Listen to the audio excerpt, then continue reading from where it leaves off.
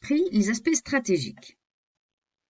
Alors reprenons donc la démarche marketing pour voir dans quelle étape se situe cette vidéo. La première étape consiste à analyser le marché, puis les forces et les faiblesses de l'entreprise pour aboutir à la détermination d'un SWOT.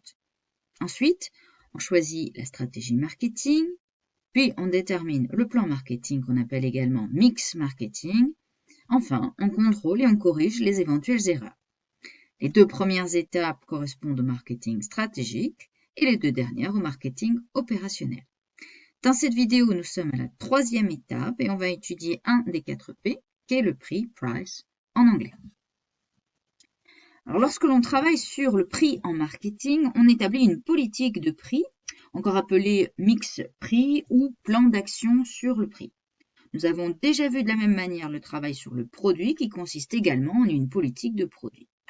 Alors, une politique de prix correspond à l'ensemble des actions pour fixer et faire évoluer le prix d'un produit. Nous allons tout d'abord nous intéresser à la fixation du prix.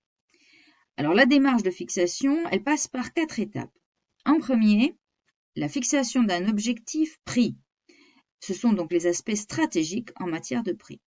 Puis, cela passe par la détermination d'une fourchette de prix, tenant compte des contraintes extérieures que sont les lois, les concurrents et les clients. La troisième étape consiste ensuite à tenir compte des coûts en interne. Et enfin, en dernier lieu, il conviendra de fixer le prix définitif. Nous étudions la première étape dans cette vidéo.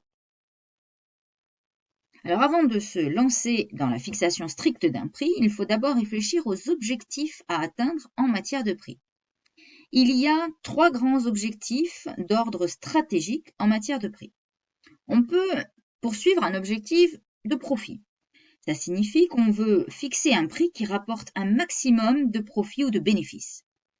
Dans ce cas, les prix sont élevés. Cela correspond à ce qu'on appelle une stratégie d'écrémage. L'idée est que l'on ne retient que le meilleur, comme la crème est le meilleur du lait. C'est notamment ce qu'a réalisé l'entrepreneur Steve Ells, qui est l'inventeur de la chaîne de restauration premium Chipotle, en pratiquant des prix élevés, de façon à dégager rapidement des bénéfices très élevés pour pouvoir vendre son concept à succès à McDonald's quelques années après.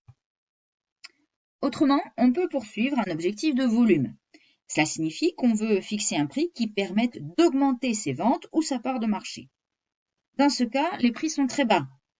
Ça correspond à une stratégie de pénétration. L'idée est que l'on pénètre le marché grâce à des tarifs bas qui permettent malgré tout de faire des bénéfices si on vend en grande quantité. C'est grâce aux économies d'échelle que cette stratégie est valable. C'est l'exemple des low cost comme Ryanair ou EasyJet. Enfin, on peut poursuivre un objectif de concurrence. Ça signifie qu'on veut fixer un prix pour éviter des guerres de prix avec ses concurrents.